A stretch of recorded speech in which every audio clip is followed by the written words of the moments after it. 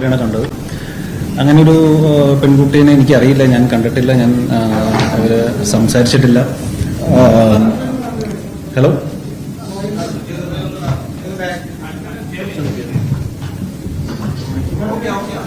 Okay അല്ലേ? അപ്പൊ ഇത് ഒരു ബേസ്ലെസ് ആയിട്ടുള്ള ഒരു അലിഗേഷനാണ്. ഞാനിവരെ നേരത്തെ പറഞ്ഞ പോലെ കാണുകയോ സംസാരിക്കുകയോ ഒന്നും ചെയ്തിട്ടില്ല. അപ്പൊ ഇങ്ങനെ അലിഗേഷൻസ് വരുമ്പോൾ ഞാൻ ആദ്യമായിട്ടാണ് ഇങ്ങനെ ഒരു അലിഗേഷൻ ഫേസ് ചെയ്യുന്നത്. അപ്പോൾ മാധ്യമങ്ങൾ ഇങ്ങനെ വളരെ ഫ്ലാഷ് ന്യൂസ് ആയിട്ടൊക്കെ വരുമ്പോൾ അത് നമ്മളെ പല രീതിയിലൊക്കെ എഫക്ട് ചെയ്യുന്നുണ്ട്. നമുക്കും ഫാമിലിയൊക്കെ ഉള്ളതാണല്ലോ. അപ്പോൾ നിങ്ങളിങ്ങനെ ന്യൂസ് ഇടുന്നതുകൊണ്ട് കുഴപ്പമില്ല, പക്ഷെ അതിൻ്റെ ഒരു ബേസെങ്കിലും ഒന്ന് അന്വേഷിച്ചിട്ട് നിങ്ങൾ ഇത്തരം ന്യൂസുകളിലേക്ക് പോയാൽ നല്ലതാണെന്നൊരു അഭിപ്രായമുണ്ട്. പിന്നെ ഇത് ഞാൻ ഇന്ന് തന്നെ ഇത് വിളിച്ചതിന്റെ റീസൺ, ഇത് ഇങ്ങനെ വലിച്ചു കിട്ടേണ്ട ആവശ്യമില്ലാന്ന് എനിക്ക് തോന്നി. അല്ലെങ്കിൽ എനിക്ക് ഇവിടെ ഓടി വിളിക്കേണ്ട കാര്യമൊന്നുമില്ല. എന്റെ ഭാഗത്ത് ന്യായമുണ്ട്, അല്ലെങ്കിൽ ഞാൻ അങ്ങനെ ഒരു കാര്യം ചെയ്തിട്ടില്ല എന്ന് എനിക്ക് 100% ഉറപ്പുള്ളതുകൊണ്ട് തന്നെയാണ് ഞാൻ മീഡിയനെ, എനിക്ക് ഇന്ന് തന്നെ പ്രസ് മീറ്റ് വിളിച്ച് എല്ലാവരും കാണണമെന്ന് പറഞ്ഞത്. അതിൽ ഒരു സത്യമായിട്ടുള്ള കാര്യമല്ല. പക്ഷെ ഇത് ഞാൻ അറിഞ്ഞത് FIR രജിസ്റ്റർ ചെയ്തു എന്നാണ്. അപ്പോൾ FIR രജിസ്റ്റർ ചെയ്തൊരു കേസ് നിയമത്തിന്റെ വഴിയിലാണ് പോവുള്ളൂ. അപ്പോൾ നിയമത്തിന്റെ എല്ലാ വഴികളിലൂടെയും ഞാൻ സഞ്ചരിക്കേണ്ടി വരും. അത് എത്ര നാളെന്നുള്ളത് എനിക്കറിയില്ല. പക്ഷെ ഞാനും തിരിച്ചും നിയമപരമായിട്ട് അത് ഫൈറ്റ് ചെയ്യും. അതിന്റെ ഏതറ്റം വരെ പോകണമെങ്കിൽ ഏതറ്റം വരെയും ഞാൻ പോവും. ഇത് സത്യമല്ലെന്ന് എന്നെ കൊണ്ടാകുന്ന രീതിയിൽ എൻ്റെ കയ്യിൽ എന്തെങ്കിലും അങ്ങനെ തെളിവുകളൊന്നുമില്ല. പക്ഷെ ഞാനത് പ്രൂവ് ചെയ്യാൻ വേണ്ടിയിട്ട് എൻ്റെ എല്ലാ വഴികളും ഞാൻ ശ്രമിക്കുന്നതാണ്. കാരണം ഇത് ഇങ്ങനെ ഒരു ഫേക്ക് അലിഗേഷൻസ് ഇങ്ങനെ വന്ന് തുടങ്ങിയാൽ ഇവിടെ എല്ലാവർക്കും ജീവിക്കണമല്ലോ. ഇപ്പം നാളെ ആർക്കെതിരെയും വരാം. ഇതുപോലെ ഒരുപാട് ഫേക്ക് അലിഗേഷൻസ് ആണുങ്ങൾക്കെതിരെ വന്നിട്ടുള്ള കേസുകൾ നമ്മുടെ രാജ്യത്തുണ്ട്. അത് ഡിസ്പ്രൂവ് ചെയ്തിട്ടുള്ള സിറ്റുവേഷൻസ് ഉണ്ട്. ഇനിയും നാളെ മുതൽ ആർക്കെതിരെയും വരാം. പക്ഷെ അവർക്ക് എല്ലാവർക്കും വേണ്ടിയാണ് ഞാൻ ഇവിടെ വന്നിരുന്ന് സംസാരിക്കുന്നത്. ഞാനത് ആരെങ്കിലും സംസാരിച്ച് തുടങ്ങിയില്ലെങ്കിൽ ഇതിങ്ങനെ നീണ്ടു പോയിക്കൊണ്ടിരിക്കും. കാരണം ഇതിന്റെ ഒരു പ്രൊസീജിയർ അങ്ങനെ ടൈം ടേക്കിംഗ് പ്രൊസീജിയറാണ്. നമ്മൾ സ്ഥിരം കാണുന്ന ഒരു പരിപാടിയാണല്ലോ. അപ്പോൾ എൻ്റെ സിനിമകളിൽ ഒരുപാട് സുഹൃത്തുക്കൾ വിളിച്ചു, എല്ലാവരും ഇങ്ങനെ സപ്പോർട്ടും കാര്യങ്ങളൊക്കെ പറയുന്നുണ്ട്. പക്ഷെ എന്തൊക്കെ പറഞ്ഞാലും ഒരു സത്യാവസ്ഥ തെളിയിക്കണമെങ്കിൽ അതിന്റെ നിയമത്തിന്റെ വഴിക്ക് പോകണം. അപ്പൊ അതിന്റെ ഏത് അന്വേഷണത്തിനും, ഏത് ശാസ്ത്രീയമായ അന്വേഷണത്തിനും സഹകരിക്കാൻ ഞാൻ തയ്യാറാണ്. ഞാൻ ഇവിടെ തന്നെ ഉണ്ടാവും. ഇനിയും മാധ്യമങ്ങളെ കാണേണ്ടി വന്നാൽ ഞാൻ കാണും. ഇതേപോലെ എന്തെങ്കിലും സംസാരിക്കേണ്ടി വന്നാലും ഞാൻ സംസാരിക്കും. എനിക്കിങ്ങനെ സംസാരിച്ച് ശീലമില്ല. നമ്മൾ ഈ സിനിമയുടെ റിലീസ് സമയത്തൊക്കെയാണ് നമ്മൾ ഒരു പ്രസ് മീറ്റ് അങ്ങനെയൊക്കെ നമ്മൾ ചെയ്യാറുള്ളൂ. അല്ലാതെ ഞാൻ അങ്ങനെ ഒരുപാട് അങ്ങനെ സംസാരിച്ച് ശീലമുള്ള ആളൊന്നുമല്ല. പക്ഷെ അത് ഇപ്പൊ എനിക്ക് വേണ്ടി ഞാൻ മാത്രമേ സംസാരിക്കാനുള്ളൂ. അപ്പോൾ എനിക്കത് സംസാരിച്ചേ പറ്റൂ. നിങ്ങൾ ന്യൂസ് കൊടുക്കണമെങ്കിൽ കൊടുത്തോളൂ, അത് നിങ്ങളുടെ ഉചിതം പോലെ ചെയ്യും. പക്ഷെ ഇത് നാളെ സത്യമല്ലെന്ന് തെളിഞ്ഞാലും നിങ്ങൾ അതേ ഇപ്പൊ ചെയ്യുന്ന അതേ രീതിയിൽ തന്നെ എന്റെ കൂടെ നിൽക്കണം എന്ന് ഞാൻ നിങ്ങളോട് അപേക്ഷിക്കുന്നു. അതെ, സോറി, അതേ പറഞ്ഞില്ല. അതായത് 1.5 മാസം മുമ്പാണ് എന്നെ ഊന്നുകൽ പോലീസ് സ്റ്റേഷനിൽ വിളിച്ചത്. ഇങ്ങനെ ഒരു പരാതി ഉണ്ടെന്ന് പറഞ്ഞു. അപ്പൊ ഞാൻ അന്ന് ഒരു CA ആണ് വിളിച്ചത്, പേര് ഞാൻ ഓർക്കുന്നില്ല. അപ്പോൾ പുള്ളി വിളിച്ചിട്ട് ഇങ്ങനെ ഒരു അലിഗേഷൻ എന്ന് പറഞ്ഞു. ഞാൻ പറഞ്ഞു ഈ പെൺകുട്ടി ഞാൻ അറിയില്ല, ഞാൻ കണ്ടിട്ടില്ല, ഇങ്ങനെ ഇത്രയും ഇതിനകത്ത് പറയുന്ന അലിഗേഷൻസ് ഒക്കെ പറഞ്ഞപ്പോൾ ഞാൻ പറഞ്ഞു എനിക്കറിയില്ല സാർ എന്ന് പറഞ്ഞു. അപ്പൊ അവരതൊരു ഇതില് വാസ്തവമില്ല, ഇതൊരു ഫേക്ക് കേസാന്ന് പറഞ്ഞിട്ട് അതന്ന് ക്ലോസ് ചെയ്യുകയാണ് ചെയ്തത്. അപ്പൊ ഞാൻ സാറിനോട് ചോദിച്ചു, സാർ ഇത് ഞാനെന്നാ ഒരു പരാതി കൊടുക്കട്ടെ പോലീസിനോ, അല്ലെങ്കിൽ ഇത് എവിടെയാണ് പരാതി കൊടുക്കട്ടെ, കാരണം ഒരു ഫേക്ക് ആയിട്ട് ഒരു അലിഗേഷൻ വരികയാണല്ലോ. അപ്പോ പറഞ്ഞു അങ്ങനെ ചെയ്യേണ്ട ആവശ്യമില്ല, ഇത് ചിലപ്പോൾ അവർക്ക് ചിലപ്പോൾ ഒരു ഫേമസ് ആവാൻ എന്തിനൊക്കെ വേണ്ടി ചെയ്യുന്നതായിരിക്കും. അപ്പൊ അതിന് വെറുതെ അതിന് നിന്ന് കൊടുക്കേണ്ട കാര്യമില്ല. ഇതിങ്ങനെ ഒരുപാട് കേസുകൾ വരുന്നതാണ്. അപ്പൊ അതിൻ്റെതായിട്ടുള്ള ഒരു രീതിയിൽ അങ്ങനെ വിട്ടാൽ മതി എന്ന് തോന്നുന്നു. പക്ഷെ ഞാനപ്പം അന്ന് നിയമോപദേശം തേടിയ വക്കീലിൻ്റെ അടുത്ത് ചോദിച്ചപ്പോൾ വക്കീലും സെയിം അഭിപ്രായം തന്നെ പറഞ്ഞു, ഇതിങ്ങനെ വിട്ടേക്കും, അതിന് വലിയ പ്രസക്തി കൊടുക്കേണ്ട കാര്യമില്ല. പിന്നെ ഇങ്ങനെ ഫേസ്ബുക്കിലൊക്കെ എഴുതിയിരിക്കുന്നുണ്ട്, എന്താണ് വാട്സപ്പിലൂടെ വൈറസ് സന്ദേശം അയച്ച് ഫോൺ ഹാക്ക് ചെയ്യുന്ന പരിപാടി എന്നൊക്കെ പറഞ്ഞു. അപ്പൊ അങ്ങനെ വായിച്ചപ്പോൾ ഞാൻ ഇത് വളരെ ബേസ്ലെസ് ആയിട്ട് സംസാരിക്കുന്ന ഒരു വ്യക്തിയാണല്ലോ. അപ്പൊ പിന്നെ ഇതിന്റെ പിന്നാലെ പോകേണ്ട കാര്യമില്ലല്ലോ എന്ന് തോന്നി.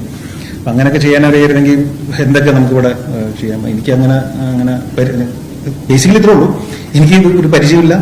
ഇത് ഞാൻ ഈ പെൺകുട്ടിയെ കണ്ടിട്ടില്ല. ഈ പറയുന്ന അലിഗേഷൻസ് കംപ്ലീറ്റ്ലി ഫോൾസ് ആണ്.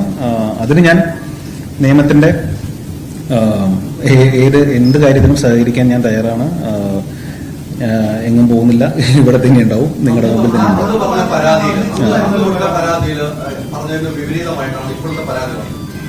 പരാതി പറയുന്നത് ഇത് ഹേമ കമ്മിറ്റി റിപ്പോർട്ടൊക്കെ വന്നപ്പോൾ മനഃപൂർവ്വം ഓരോ വ്യക്തികൾക്കെതിരെയുള്ള ആരോപണമായിട്ട് തന്നെയാണ് താങ്കൾക്ക് തോന്നുന്നത്? ഇത് മനഃപൂർവ്വമായിട്ടുള്ളൊരു ആരോപണമാണ്. ഇത് ഒരാൾ ഇൻഡിപെൻഡന്റ് ആയിട്ട് എടുക്കുന്ന തീരുമാനമാണോ, ഇതിന്റെ പിന്നിൽ എന്തെങ്കിലും ഒരു ഗൂഢാലോചന ഉണ്ടോ എന്നുള്ള കാര്യം എനിക്കറിയില്ല. പക്ഷെ ഞാൻ വിശ്വസിക്കുന്നത് ഇതിന്റെ പിന്നിൽ ഒരു അങ്ങനത്തെ ഒരു ഗൂഢാലോചന ഉണ്ടാകണം എന്നാണ് ഞാൻ വിശ്വസിക്കുന്നത്. ആയിരിക്കണമെന്ന് എനിക്ക് തോന്നുന്നു. ശരി. ഈ പുതിയ ഇന്ന് വന്ന പരാതി എന്താണെന്ന് ഞാൻ വായിച്ചിട്ടില്ല. അപ്പൊ ഇന്നെന്തോ എഫ്ഐആർ കൊടുത്തു എന്നാണ് പറഞ്ഞത്. ഇന്നത്തെ എഫ്ഐആറിന്റെ മാറ്റർ എന്താണെന്ന് എനിക്കറിയില്ല. അന്നത്തെ മാറ്റർ എന്താണെന്നുള്ളത് എന്നെ ഫോണിലാണ് വിളിച്ചത്. ഫോണിൽ വിളിച്ചപ്പോൾ വായിച്ച് കേൾപ്പിച്ചപ്പോൾ പറഞ്ഞു ഞാൻ എനിക്കിതിനെ കുറിച്ച് അറിയില്ല, നേരിട്ട് വരണമെങ്കിൽ നേരിട്ട് വരാമെന്ന് പറഞ്ഞപ്പോൾ അതിന്റെ ആവശ്യമില്ല, നമുക്ക് ബോധ്യപ്പെട്ടു ഇതൊരു ഫേക്ക് ആണെന്നുള്ളത്. പക്ഷെ ഞങ്ങളുടെ പ്രൊസീജിയർ അനുസരിച്ചിട്ട് ഒരു പരാതി പറയുമ്പോൾ നിങ്ങൾ വിളിച്ച് ചോദിക്കേണ്ട ഒരു ആവശ്യമുണ്ട്. അതുകൊണ്ട്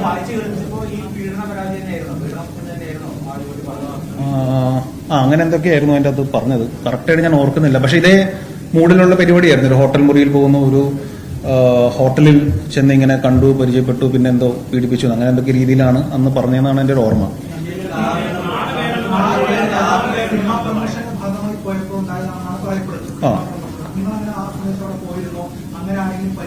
ഇത് ഏത് സമയത്താണെന്നുള്ളത്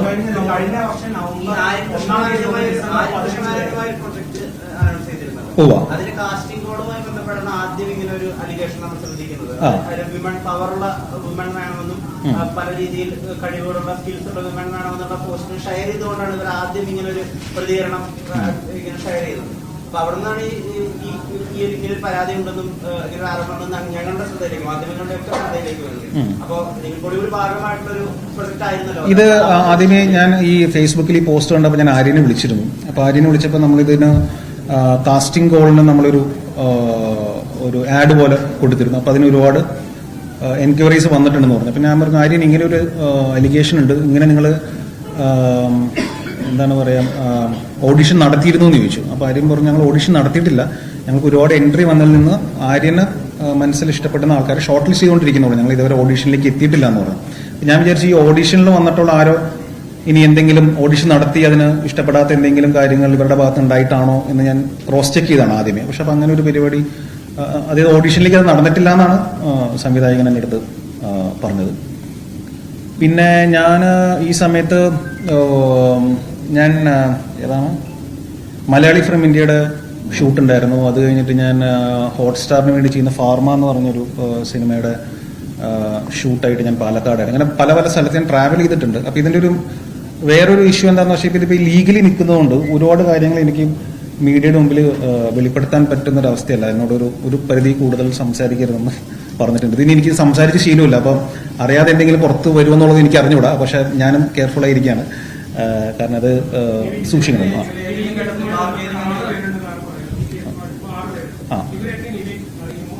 ഇതിനകത്ത് പറയുന്ന ഒരു വ്യക്തിനെ അറിയാം. അദ്ദേഹം അതാണ് ഈ പേര് പറയാമെന്ന് എനിക്കറിയില്ല, അപ്പൊ അതുകൊണ്ട് ഞാൻ പറയാണ്. ഒരു വ്യക്തിനെ അറിയാം. ആ വ്യക്തി സിനിമയിൽ, മലയാള സിനിമയിൽ ഒരുപാട് പേർക്ക് ഫണ്ട് ചെയ്യുന്ന ആളാണ്. ഞാനും പുള്ളിയുടെ നിന്ന് ഫണ്ട് മേടിച്ച് സിനിമകൾ ചെയ്തിട്ടുണ്ട്. മലയാള സിനിമയിൽ ഒരുപാട് പേര് പുള്ളിയുടെ നിന്ന് ഫണ്ട് മേടിച്ച് ചെയ്യുന്ന ഒരാളാണ്. അങ്ങനത്തെ ഒരു ബന്ധം മാത്രമേ എനിക്ക് പുള്ളിയായിട്ടുള്ളൂ. സാമ്പത്തികമായിട്ടുള്ള നമ്മളൊരു സിനിമ ചെയ്യുമ്പോൾ, അപ്പോൾ നമ്മളൊരു 10 കോടിക്കും സിനിമ ചെയ്യുകയാണെങ്കിൽ ചിലപ്പോൾ നമ്മളൊരു 5 കോടി ഇങ്ങനത്തെ ഫിനാൻസിയേഴ്സിനടുത്ത് നമ്മൾ കടം മേടിച്ച് പടം ചെയ്ത് ബിസിനസ് ആകുമ്പോൾ പൈസ തിരിച്ചു കൊടുക്കും. അപ്പം അങ്ങനെ ഒരു പ്രൊസീജിയറിൽ നമ്മൾ ഒരുപാട് പേരുടെ നിന്ന് പൈസ മേടിച്ചിട്ടാണ് മലയാള സിനിമയിൽ എല്ലാവരും പടം ചെയ്യുന്നത്. അപ്പം അങ്ങനത്തെ മലയാള സിനിമയ്ക്ക് ഫണ്ട് ചെയ്യുന്ന ഒരാളാണ് അദ്ദേഹം. അങ്ങനത്തെ ഒരു ബന്ധം മാത്രമേ എനിക്ക് പുള്ളിയായിട്ടുള്ളൂ, അല്ലാതെ പേഴ്സണലി വേറെ ബന്ധങ്ങളില്ല. ഏതാ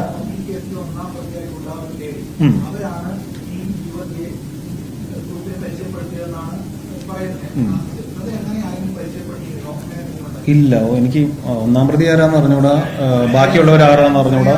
ഇല്ല, എനിക്ക് അറിയില്ല. ഇല്ല. കഞ്ചാവുമായി ദമ്പതിമാർ പിടിയിലെന്ന രീതിയിൽ ഇവരുടെ പേരിനെയും മറ്റും ജ്യേഷ്ഠത്തിന് കേസ് ഉണ്ടെന്നുള്ള രീതിയിൽ ഒരു എഫ്ഐആർ എഴുത്ത് രീതിയിൽ സോഷ്യൽ മീഡിയയിലൊക്കെ പരക്കുന്നുണ്ട്. അപ്പൊ അങ്ങനെ ഒരു വാർത്ത അറിഞ്ഞിരുന്നോ? അല്ല, അത് പോലീസ് അന്വേഷിക്കേണ്ട കാര്യമാണല്ലോ. അങ്ങനെ അവരുടെ ബാക്ക് ഡ്രോപ്പ് എന്താണെന്നുള്ളത് അവരാണ് അന്വേഷിക്കേണ്ടത്. എനിക്കറിയില്ല, എനിക്ക് ഇവരെ കുറിച്ച് അറിഞ്ഞുകൂടാ, ഇവരാരാന്ന് പറഞ്ഞുകൂടാ. ഇവരെ ഞാനങ്ങനെ പേഴ്സണലി കണ്ടോ അല്ലെങ്കിൽ സംസാരിച്ചോ അല്ലെങ്കിൽ ഇന്ററാക്ട് ചെയ്തോ മെസ്സേജ് അയച്ചോ ഫോൺ വിളിച്ചോ വാട്സപ്പ് ചെയ്തോ ഒന്നും ഒരു രീതിയിലും ബന്ധമില്ലാത്ത ഒരു ഇതാണ്. പിന്നെ ഞാൻ പലയിടത്തും പോകുമ്പോൾ ഒരുപാട് പേര് എൻ്റെ അടുത്തൊന്ന് സെൽഫി എടുക്കാറുണ്ട്. അത് നമ്മളൊരു സിനിമയിൽ അഭിനയിക്കുന്ന ഒരാളായതുകൊണ്ട് എൻ്റെ അടുത്ത് സെൽഫി അങ്ങനെ വല്ല സെൽഫി ഫോട്ടോ ഉണ്ടോ എന്നുള്ളത് അറിഞ്ഞുകൂടാ. അത് നമുക്ക് നോ പറയാൻ പറ്റാത്ത കാര്യമാണ്. അല്ലാതെ ഉള്ള ഒരു രീതിയിലുള്ള കണക്ഷനും ഈ പറയുന്ന പെൺകുട്ടിയായിട്ട് എനിക്കില്ല. കഴിഞ്ഞ നവംബർ 1 മുതൽ ഡിസംബർ 15 കഴിഞ്ഞ വർഷം 15 ഡിസംബർ 15 വരെ കാലയളവിലാണ് നടന്നതാണ് പറയുന്നത്. ആ സമയത്ത് ഈ പറയുന്ന ഈ നിർമ്മാതാവിനൊപ്പം ദുബായിലുണ്ടായിരുന്നു. ഞാൻ നിർമ്മാതാവിനെ ദുബായിൽ വെച്ച് കണ്ടിട്ടുണ്ട്. അതിന്റെ ഡേറ്റ് എനിക്കിപ്പോൾ വെളിപ്പെടുത്താൻ പറ്റില്ല. അത് FIR-ൽ എന്നാണ് ഡേറ്റ് കൊടുത്തേക്കണമെന്ന് എനിക്ക് അറിഞ്ഞുകൂടാ. പക്ഷെ ഞാൻ കണ്ടത് ദുബായ് മോളിൽ വെച്ചിട്ടാണ്. ദുബായ് മോളിൽ വെച്ച് ഇദ്ദേഹത്തിന്റെ ഒരു സുഹൃത്തായ റാഫേൽ എന്ന് പറഞ്ഞ ഒരു സുഹൃത്തിനെ പരിചയപ്പെടുത്തിയതാണ്. പുള്ളി ദുബായിലുള്ള പുള്ളിയാണ്. പുള്ളിക്ക് നമ്മൾ ചെയ്യാൻ ഉദ്ദേശിക്കുന്ന സിനിമയിൽ 50% ഫണ്ട് ഇടാൻ വേണ്ടിയിട്ട് റാഫേലിന്റെ കുടുംബവും കൂടി ഉണ്ടായി. ഞങ്ങളവിടെ ദുബായ് മോളിൽ ഒരു ഫുഡ് കോർട്ടിലിരുന്ന് കണ്ടു. റാഫേലിന്റെ മകനും ഭാര്യയും മകളും ഭർത്താവും അങ്ങനെ അവർ 3 പേരുടെയാണ് വന്നത്. അപ്പോൾ ഈ പറയുന്ന ഫിനാൻസർ ഉണ്ടായിരുന്നു. പക്ഷെ നമ്മൾ സിനിമയുടെ കാര്യം പറഞ്ഞ് അവിടെ നിന്ന് പിരിഞ്ഞു. അല്ലാതെ ഞങ്ങൾ ദുബായിൽ വേറെ എവിടെയും വെച്ച് മീറ്റ് ചെയ്തിട്ടില്ല. ഇത് ഞാൻ പറഞ്ഞു, ഇത് ഞാനങ്ങനെ ഇത് ഫേസ് ചെയ്തിട്ടോ അല്ലെങ്കിൽ ഇങ്ങനെ ഇത് എനിക്ക് പരിചയമില്ല. അപ്പോൾ എനിക്ക് ഈ നിയമോപദേശം തേടുക എന്നുള്ളത് മാത്രമേ ഉള്ളൂ. അപ്പോൾ അത് നമ്മൾ ഈ അന്വേഷണത്തിനെ നമ്മൾ ബഹുമാനിക്കണം. കാരണം ഇതൊരു ഫേക്ക് അലിഗേഷൻ ആണെന്നുള്ള അവർക്കും പ്രൂവ് ചെയ്യണം. പക്ഷെ ഇതിന്റെ മറുവശം എന്തെന്ന് പറഞ്ഞാൽ ഇങ്ങനെ പെട്ടെന്നൊരു വ്യക്തിനെ കുറിച്ച് ഇങ്ങനെ ന്യൂസ് വരല്ലേ എല്ലായിടത്തും. ഇതിപ്പോൾ നാളെ നിങ്ങളെക്കുറിച്ചും വരാം, ആരെക്കുറിച്ച് വേണമെങ്കിലും വരാം. അപ്പോൾ അങ്ങനെ ഈ ഫേക്കായിട്ട് വരാൻ സാധ്യതയുള്ള അലിഗേഷന് എവിടെയെങ്കിലും ഒരു സ്റ്റോപ്പ് വേണം എന്നാണ് ഞാൻ ആഗ്രഹിക്കുന്നത്. അപ്പോൾ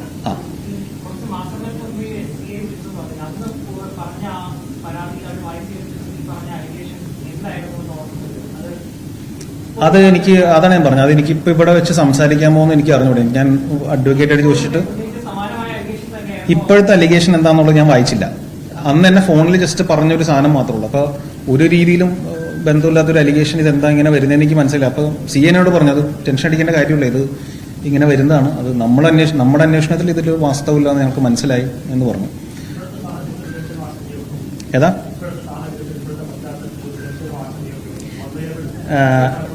അല്ല അതിപ്പോ നമ്മൾ അത് ഫേസ് ചെയ്യണം, വേറെ ഇതൊന്നുമില്ല. പക്ഷെ നമ്മുടെ ഇമ്മീഡിയറ്റ് ഫാമിലിയാണ് നമ്മുടെ കൂടെ, അവർക്കാണ് എഫക്ട് ചെയ്യാറ്. പക്ഷെ എൻ്റെ ഇമ്മീഡിയറ്റ് ഫാമിലി എല്ലാവരും എൻ്റെ കൂടെ തന്നെയുണ്ട്. അവർക്ക് എന്നെ അറിയാം. ഞാനിന്ന് അതിന് ഇതറിഞ്ഞപ്പോൾ വീട്ടിൽ അമ്മേനെയാണ് വിളിച്ചത്. മമ്മി ഇങ്ങനെ ഒരു വാർത്തകൾ വരുന്നുണ്ട്. മമ്മി പറഞ്ഞു നീ ധൈര്യമായിട്ട് ഇരിക്കും, എനിക്ക് ടെൻഷനൊന്നും ഇല്ല എന്നാണ് മമ്മി പറഞ്ഞത്. അപ്പോൾ അത് മതി. അപ്പോൾ ഉണ്ട് അത് ഞാൻ പറഞ്ഞു. ഞാൻ ഇതിന്റെ നിയമത്തിന്റെ ഏതറ്റം വരെ പോകാൻ പറ്റുമോ അറ്റം വരെ ഞാൻ പോകും. ഞാൻ ഫൈറ്റ് ചെയ്യും. ഞാനിത് അത് ഞാൻ ചെയ്തിരിക്കും. അത് എനിക്ക് വേണ്ടി മാത്രമല്ല, നാളെ ഇതേപോലെ വരാൻ സാധ്യതയുള്ള അലിഗേഷൻ വരാൻ സാധ്യതയുള്ള അല്ലെങ്കിൽ ഡിഫെം ചെയ്ത് ഒരു വ്യക്തിത്വത്തെ നശിപ്പിക്കാൻ സാധ്യതയുള്ള എല്ലാവർക്കും വേണ്ടിയാണ് ഞാൻ നിൽക്കുന്നത്. അത് സിനിമയിലുള്ള ആർക്ക് വേണമെങ്കിലും വരാം, സിനിമയിലുള്ള ഇല്ലാത്തവർക്കും വരാം, മീഡിയക്കാർക്കെതിരെ വരാം, രാഷ്ട്രീയക്കാർക്കെതിരെ വരാം. പക്ഷെ ഈ യാത്ര ഞാൻ കണ്ടിന്യൂ ചെയ്തേ പറ്റുള്ളൂ. അപ്പോൾ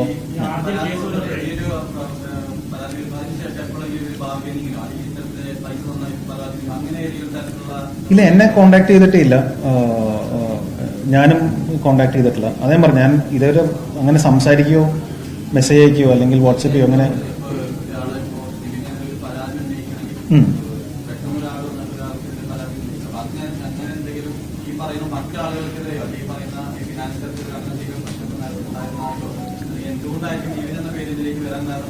എനിക്കതിൻ്റെ അകത്ത് പേര് പറഞ്ഞിട്ടുള്ള ബാക്കിയുള്ളവർ ആരാണെന്ന് അറിയില്ല. ഞാൻ പേഴ്സണലി എനിക്ക് പരിചയമില്ലാത്തവരാണ്. അത് ഈ പറയുന്ന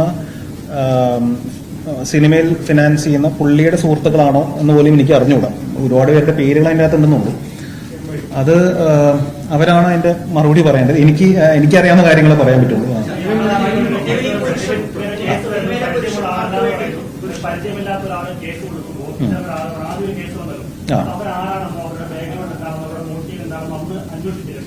ഞാൻ ചോദിച്ചു ഇത് ചെയ്യണോന്ന് ചോദിച്ചപ്പോൾ പറഞ്ഞു അതിന് പിന്നാലെ തൂങ്ങേണ്ട കാര്യമില്ല, നിവിന്റെ വർക്കായിട്ട് മുമ്പോട്ട് പോകും. ഇങ്ങനെ എല്ലാ ശബ്ദങ്ങൾക്കെതിരെ നിങ്ങൾ പ്രതികരിക്കാൻ പോയി കഴിഞ്ഞാൽ അതിനെ സമയം ഉണ്ടാവുള്ളൂ. പിന്നെ അതൊരു അൺവാണ്ടഡ് ന്യൂസിലൊക്കെ വരും. അപ്പൊ അതിന്റെ ആവശ്യമില്ലല്ലോ. അപ്പൊ അത് ഞങ്ങൾ കേസ് ക്ലോസ് ചെയ്ത കാര്യം പിന്നെ നിവിൻ ടെൻഷൻ അടിക്കേണ്ടതെന്ന് പറഞ്ഞു. ഞാൻ അതിന്റെ പിന്നാലെ പോയില്ല ബ്രദർ. സത്യം പറഞ്ഞ ഞാനത് എനിക്കങ്ങനെ ചെയ്യാൻ തോന്നിയില്ല. കാരണം എനിക്കൊരു പരിചയമില്ലാത്തൊരു ഒരു പെൺകുട്ടിയാണല്ലോ. അപ്പൊ ഞാൻ എന്തിനാ അതിന്റെ പിന്നാലെ പോകണം? ഇവരിപ്പം നിയമപരമായി പോകുന്നു പറയുമ്പോൾ ഇപ്പം ആരോപണം വീണ്ടും കേസുകൾ കൊടുക്കുന്നത്, നേരിട്ട് കേസുകൾ, അങ്ങനെ പോലീസിൽ കേസ് കൊടുക്കാൻ DGPക്ക് പരാതി കൊടുക്കും, അങ്ങനെയൊക്കെ ഇനി? അതെ അതെ, ഞാൻ അതിനുള്ള പരാതി തയ്യാറാക്കിക്കൊണ്ടിരിക്കുകയാണ്. അപ്പോൾ ഞാൻ നേരിട്ട് പോയി പരാതി കൊടുക്കണമെങ്കിൽ നേരിട്ട് പോയി പരാതി കൊടുക്കും. അതിന്റെ പ്രൊസീജിയർ ഇപ്പം അങ്ങോട്ട് വന്നില്ലേ ഉള്ളൂ. അപ്പൊ അത് എഴുതി ഒന്ന് പ്രിപ്പയർ ചെയ്യണമല്ലോ. ആ ആ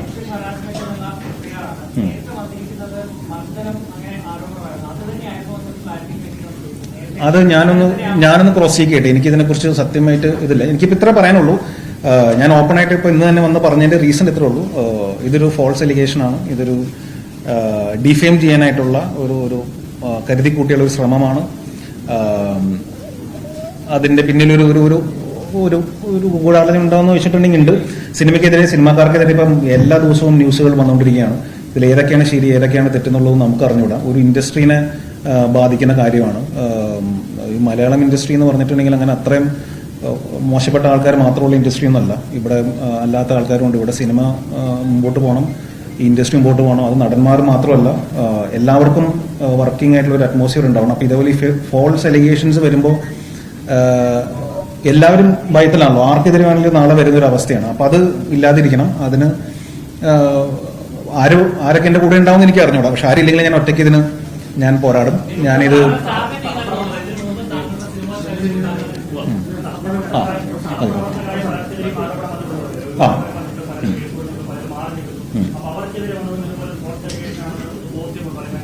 എനിക്ക് അതിനെക്കുറിച്ച് പറയാനായിട്ട് അറിയില്ല. അത് അവർ ഫൈറ്റ് ചെയ്യുന്ന കാര്യമാണ്. അത് എനിക്ക് തോന്നുന്നു അത് ഓൾറെഡി കേസായിട്ടുള്ള കാര്യമാണ്. അപ്പോൾ അത് ആ വഴിക്ക് നടക്കട്ടെ. അപ്പോൾ ഞാൻ ഇവിടെ തന്നെ ഉണ്ട്. ഞാൻ എങ്ങും പോകുന്നില്ല. ഇനി മീഡിയനെ കാണണമെങ്കിൽ മീഡിയയുടെ മുമ്പിൽ ഞാൻ വരും. ഞാനിവിടെ ഉണ്ടാവും.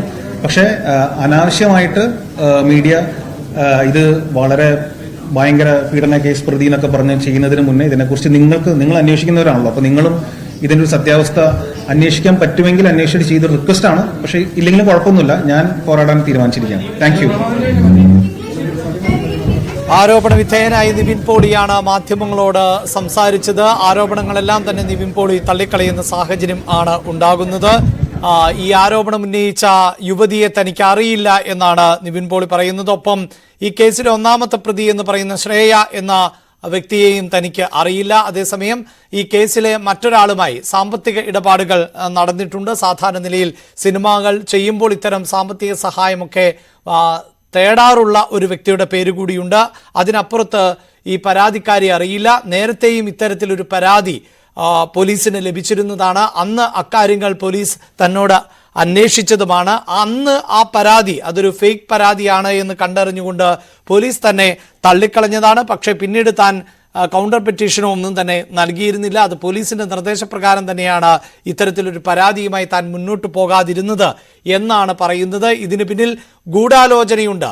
സിനിമാ മേഖലയ്ക്ക്, നടന്മാർക്കൊക്കെ എതിരായ ആരോപണങ്ങൾക്ക് പിന്നിൽ ഗൂഢാലോചനയുണ്ട് എന്നുകൂടിയാണ് ഇപ്പോൾ നിവിൻ പോളി പറയുന്നത്. ഇത്